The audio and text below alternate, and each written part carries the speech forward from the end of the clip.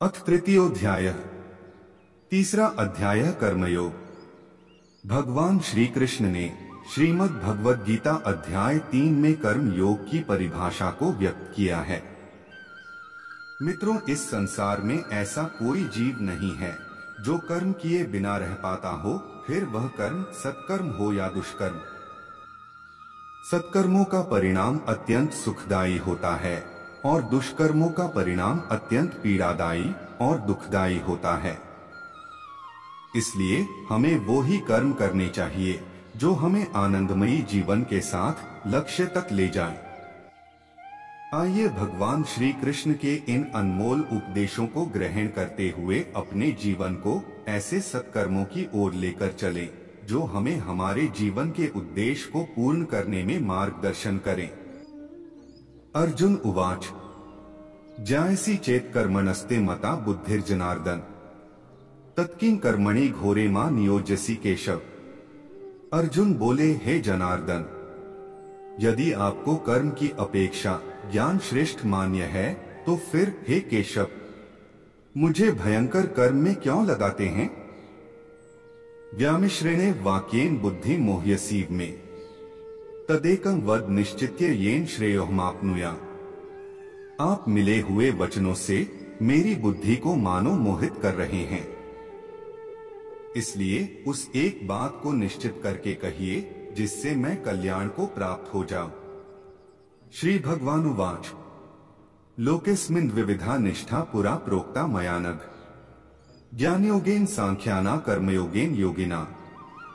श्री भगवान बोले, हे निष्पाप, इस लोक में दो प्रकार की निष्ठा मेरे द्वारा पहले कही गई है। उनमें से सांख्य योगियों की निष्ठा तो ज्ञान योग से और योगियों की निष्ठा कर्मयोग से होती है। न कर्मणाम नारंभान नैष्कर्म्ये पुरुषोषुते न च संन्यासनादेव सिद्धिं संधिगच्छति। मनुष्य न तो कर्मों का आरंभ किए बिना निष्कर्मता को यानी योग निष्ठा को प्राप्त होता है और न कर्मों के केवल त्याग मात्र से सिद्धि यानी सांख्य निष्ठा को ही प्राप्त होता है। न ही कश्चित् क्षणमपि जातु तिष्ठत्य कर्मकृत कार्यते ह्यवशः कर्म सर्वः प्रकृतिजैर्गुणैः। निसंदेह कोई भी मनुष्य किसी काल में क्षण मात्र भी बिना कर्म किए नहीं रहता, क्योंकि सारा मनुष्य समुदाय प्रकृति जनित गुणों द्वारा वश में होकर कर्म करने के लिए बाध्य किया जाता है। कर्मेंद्रियाणि संयमय य आस्ते मनसा स्मरन् इंद्रियार्थान विमूढ़ात्मा मिथ्याचारः स उच्यते। जो मूढ़ बुद्धि मनुष्य समस्त इंद्रियों को हठ पूर्वक ऊपर से रोककर मन से उन इंद्रियों के विषयों का चिंतन करता रहता है, वह मिथ्याचारी अर्थात दंभी कहा जाता है। यस्त्विन्द्रियाणि मनसा नियम्यार्भतेर्जुन कर्मेंद्रियः कर्मयोगमसक्तः स विशिष्यते। किंतु हे अर्जुन, जो पुरुष मन से इंद्रियों को वश में करके अनासक्त हुआ समस्त इंद्रियों द्वारा कर्मयोग का आचरण करता है, वही श्रेष्ठ है। नेतं कुरु कर्म त्वं कर्म ज्यायो ह्यकर्मणः शरीर यात्रापि चते न प्रसिद्धेत कर्मणः। तू शास्त्र विहित कर्तव्य कर्म कर, क्योंकि कर्म न करने की अपेक्षा कर्म करना श्रेष्ठ है तथा कर्म न करने से तेरा शरीर निर्वाह भी सिद्ध नहीं होगा। यज्ञार्थात् कर्मणोऽन्यत्र लोकोऽयं कर्म बंधनः तदर्थं कर्म कौन्तेय मुक्त संगः समाचर। यज्ञ के निमित्त किए जाने वाले कर्मों के अतिरिक्त दूसरे कर्मों में लगा हुआ मनुष्य ही समुदाय कर्मों से बंध जाता है। इसलिए हे अर्जुन, तू आसक्ति से रहित होकर उस यज्ञ के निमित्त ही भली भांति कर्तव्य कर्म कर। सहयज्ञाः प्रजाः सृष्ट्वा पुरोवाच प्रजाप्तियः अनेन प्रस्विष्य ध्वमेश वोस्तिवष्टकान्धुक। प्रजाप्ति ब्रह्मा ने कल्प के आदि में यज्ञ सहित प्रजाओं को रचकर उनसे कहा कि तुम लोग इस यज्ञ के द्वारा वृद्धि को प्राप्त हो और यह यज्ञ तुम लोगों को इच्छित भोग प्रदान करने वाला हो। देवान् भाव्यतानेन ते देवा भाव्यन्तु वः परस्परं भाव्यन्तः श्रेयः परं वाप्स्यथ। तुम लोग इस यज्ञ के द्वारा देवताओं को उन्नत करो और वे देवता तुम लोगों को उन्नत करें।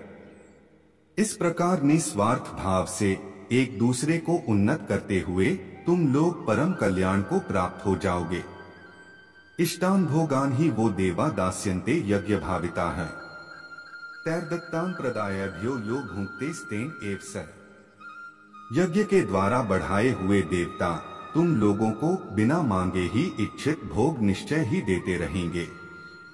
इस प्रकार उन देवताओं के द्वारा दिए हुए भोगों को जो पुरुष उनको बिना दिए स्वयं भोगता है वह चोर ही है।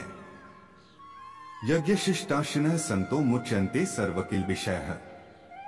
भुंजते ते त्वघन पापा ये पचन्त्यात्म कारणात्। यज्ञ से बचे हुए अन्न को खाने वाले श्रेष्ठ पुरुष सब पापों से मुक्त हो जाते हैं और पापी लोग अपना शरीर पोषण करने के लिए ही अन्न पकाते हैं, वे तो पाप को ही खाते हैं।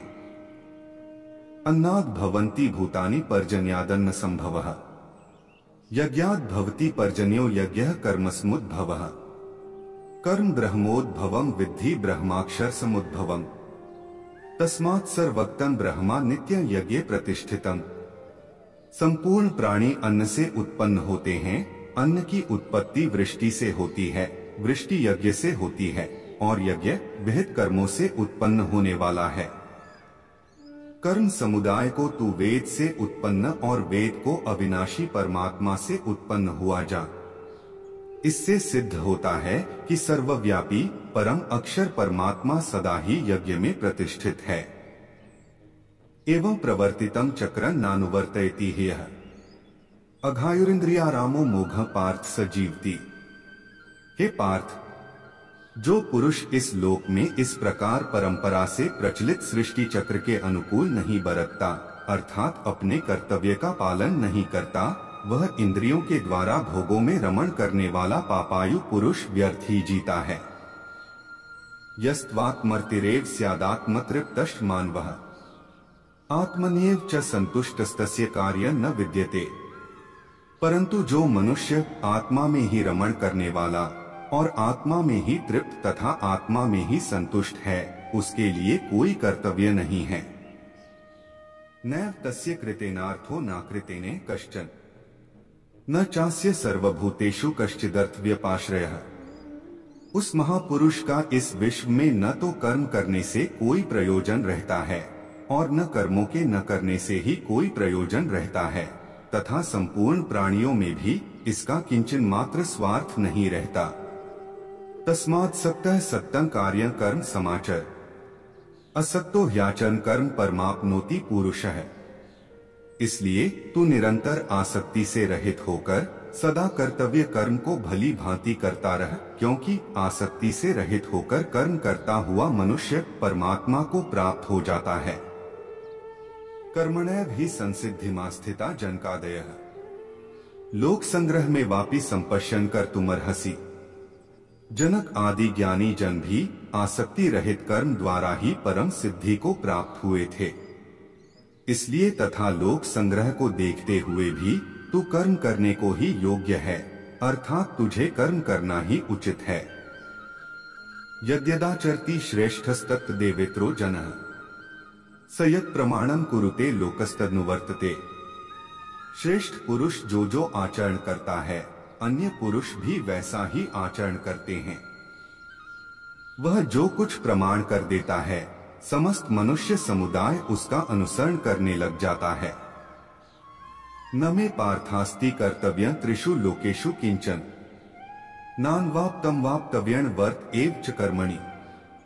हे अर्जुन, मुझे इन तीनों लोकों में न तो कुछ कर्तव्य है, न ही कोई भी प्राप्त करने योग्य वस्तु अप्राप्त है, तो भी मैं कर्म करता रहता हूँ। यदि यह न वर्तेय जातु कर्मण्यन्द्रितः मम वर्तमानुवर्तन्ते मनुष्याः पार्थ सर्वशः। क्योंकि हे पार्थ, यदि कदाचित मैं सावधान होकर कर्म न करूं तो बड़ी हानि हो जाए, क्योंकि मनुष्य सब प्रकार से मेरे ही मार्ग का अनुसरण करते हैं। उत्सीदेवरी में लोका न कुर्या कर्म चेदहम् संकरस्य च कर्ता स्यामुपहन्यामिमाः प्रजाः। इसलिए यदि मैं कर्म न करूं तो ये सब मनुष्य नष्ट भ्रष्ट हो जाएं और मैं संकर्ता का करने वाला हूँ तथा इस समस्त प्रजा को नष्ट करने वाला बनूं। सप्ताह कर्मण्य विद्वांसो यथा कुर्वन्ति भारत कुर्याद विद्वांस तथा सत्तष्टिकीशुर लोक संग्रह। हे भारत, जिस प्रकार अज्ञानी जन फल की आसक्ति से कार्य करते हैं, उसी तरह विद्वान जनों को चाहिए कि वे लोगों को उचित पथ पर ले जाने के लिए अनासक्त रहकर कार्य करें। न बुद्धिभेदम जनेद ज्ञाना कर्म संगिना जोषेत सर्व कर्माणि विद्वान युक्त समाचर। परमात्मा के स्वरूप में अटल स्थित हुए ज्ञानी पुरुष को चाहिए कि वह शास्त्र विहित कर्मों में आसक्ति वाले अज्ञानियों की बुद्धि में भ्रम अर्थात कर्मों में अश्रद्धा उत्पन्न न करे, किंतु स्वयं शास्त्र विहित समस्त कर्म भली भांति करता हुआ उनसे भी वैसे ही करवावे। प्रकृतेः क्रियमाणानि गुणैः कर्माणि सर्वशः अहंकार विमूढ़ात्मा कर्ताहमिति मन्यते। वास्तव में संपूर्ण कर्म सब प्रकार से प्रकृति के गुणों द्वारा किए जाते हैं, तो भी जिसका अंतःकरण अहंकार से मोहित हो रहा हो, ऐसा अज्ञानी मैं करता हूँ ऐसा मानता है। तत्त्ववित्तु महाबाहो गुणकर्म विभाग्यो है गुणा गुणेषु वर्तन्त इति मत्वा न सज्जते। हे महाबाहो, भक्ति भावमय कर्म तथा सकाम कर्म के भेद को भली भांति जानते हुए जो परम सत्य को जानने वाला है, वह कभी भी अपने आप को इंद्रियों में तथा इंद्रिय तृप्ति में नहीं लगाता। प्रकृतेर गुण सम्मूढ़ाय सज्जन्ते गुण कर्मसु तानकृत्स्न विदो मंदान कृष्ण विन विचाले। माया के गुणों से मोहग्रस्त होने पर अज्ञानी पुरुष पूर्णतया भौतिक कार्यों में संलग्न रहकर उनमें आसक्त हो जाते हैं। यद्यपि उनके ये कार्य उनमें ज्ञान भाव के कारण अधम होते हैं, किंतु ज्ञानी को चाहिए कि उन्हें विचलित न करे। मयि सर्वाणि कर्माणि संन्यस्याध्यात्म चेतसा निराशीर निर्ममो भूत्वा युध्यस्व विगतज्वरः। मुझ अंतर्यामी परमात्मा में लगे हुए चित्त द्वारा संपूर्ण कर्मों को मुझ में अर्पण करके आशा रहित, ममता रहित और संताप रहित होकर युद्ध कर। ये में मतमिदं नित्यं नुतिष्ठन्ति मानवा है। श्रद्धावंतों सुयंतो मुच्यन्ते तेपि कर्मभिः। जो कोई मनुष्य दोष दृष्टि से रहित और श्रद्धा युक्त होकर मेरे इस मत का सदा अनुसरण करते हैं, वे भी संपूर्ण कर्मों से छूट जाते हैं। ये त्वेतद्भ्यसूयन्तो नानुतिष्ठन्ति में मतम् सर्वज्ञान्य मूढ़ांस्तान विद्धि नष्टान चेतसः। परंतु जो मनुष्य मुझ में दोषारोपण करते हुए मेरे इस मत के अनुसार नहीं चलते हैं, उन मूर्खों को तू संपूर्ण ज्ञानों में मोहित और नष्ट हुआ ही समझ। सदृशं चेष्टते स्वस्याः प्रकृतेर ज्ञानवानपि प्रकृति यान्ति भूतानि निग्रह की करिष्यति। सभी प्राणी प्रकृति को प्राप्त होते हैं, अर्थात अपने स्वभाव के वश में होकर कर्म करते हैं। ज्ञानवान भी अपनी प्रकृति के अनुसार चेष्टा करते हैं। फिर इसमें किसी का हठ भला क्या करेगा। इंद्रिय सेन्द्रियस्यार्थे रागद्वेषौ व्यवस्थितौ तयोर्न वशमागच्छेतौ यस्य परिपंथिनौ। प्रत्येक इंद्रिय तथा उसके विषय से संबंधित राग द्वेष को व्यवस्थित करने के नियम होते हैं। मनुष्य को ऐसे राग तथा द्वेष के वशीभूत नहीं होना चाहिए, क्योंकि ये आत्म साक्षात्कार के मार्ग में अवरोधक हैं। श्रेयान् स्वधर्मो विगुण परधर्मात् स्वनुष्ठिता स्वधर्मे निधन श्रेयः परधर्मो भयावह। अच्छी प्रकार आचरण में लाए हुए दूसरे के धर्म से गुण रहित अपना धर्म अति उत्तम है। अपने धर्म में तो मरना भी कल्याणकारक है और दूसरे का धर्म भय को देने वाला है। अर्जुन उवाच अथ केन प्रयुक्तोऽयं पापं चरति पुरुषः अनिच्छन्नपि वार्ष्णेय बलादिव नियोजितः। अर्जुन बोले, हे कृष्ण, मनुष्य न चाहते हुए भी पाप कर्मों के लिए प्रेरित क्यों होता है। ऐसा लगता है कि उसे बलपूर्वक उनमें लगाया जा रहा हो।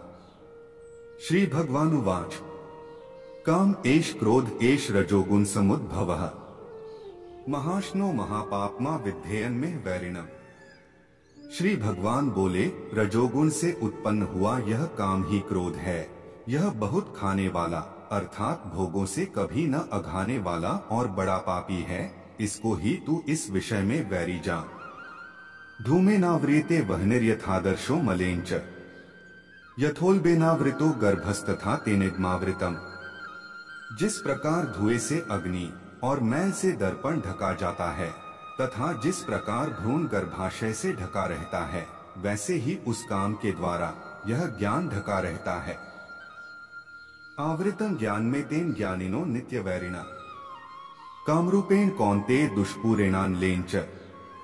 और हे अर्जुन, इस प्रकार ज्ञानमय जीवात्मा की शुद्ध चेतना उसके काम रूपी नित्य शत्रु से ढकी रहती है, जो कभी भी तुष्ट नहीं होता और अग्नि के समान जलता रहता है। इंद्रियाणि मनो बुद्धिरस्याधिष्ठान मुच्यते एतैर्विमोह्यत एष ज्ञानमावृत्य देहिनम्। इंद्रियां, मन और बुद्धि ये सब वास स्थान कहे जाते हैं। यह काम इन मन, बुद्धि और इंद्रियों के द्वारा ही ज्ञान को आच्छादित करके जीवात्मा को मोहित करता है। तस्मात् त्वमिन्द्रियाण्यादौ नियमय भर्तर्षभ पापमान प्रजी हेनम ज्ञान विज्ञान नाशन। इसलिए हे अर्जुन, तू पहले इंद्रियों को वश में करके इस ज्ञान और विज्ञान का नाश करने वाले महान पापी काम को अवश्य ही बलपूर्वक मार डाल। इंद्रियाणि पराण्याहुरिन्द्रियेभ्यः परम मनः मनसस्तु परा बुद्धिर्यो बुद्धेः परस्तु सः। इंद्रियों को स्थूल शरीर से ऊपर यानी श्रेष्ठ, बलवान और सूक्ष्म कहते हैं। इन इंद्रियों से ऊपर मन है, मन से भी ऊपर बुद्धि है, और जो बुद्धि से भी अत्यंत ऊपर है वह आत्मा है। एवं बुद्धेः परं बुद्ध्वा संस्तभ्यात्मानमात्मना जहि शत्रु महाबाहो कामरूपं दुरासदम्। इस प्रकार बुद्धि से ऊपर अर्थात सूक्ष्म, बलवान और अत्यंत श्रेष्ठ आत्मा को जानकर और बुद्धि के द्वारा मन को वश में करके, हे महाबाहो, तू इस कामरूप दुर्जय शत्रु को मार डाल। ओम तत्सदिति श्रीमद् भगवद गीतासूपनिषत्सु ब्रह्म विद्यायां योगशास्त्रे श्री कृष्णार्जुन संवादे कर्मयोगो नाम तृतीयोऽध्यायः। इस प्रकार उपनिषद, ब्रह्म विद्या तथा योग शास्त्र रूप श्रीमद् भगवद गीता के श्री कृष्ण अर्जुन संवाद में कर्मयोग नामक तृतीय अध्याय संपूर्ण हुआ।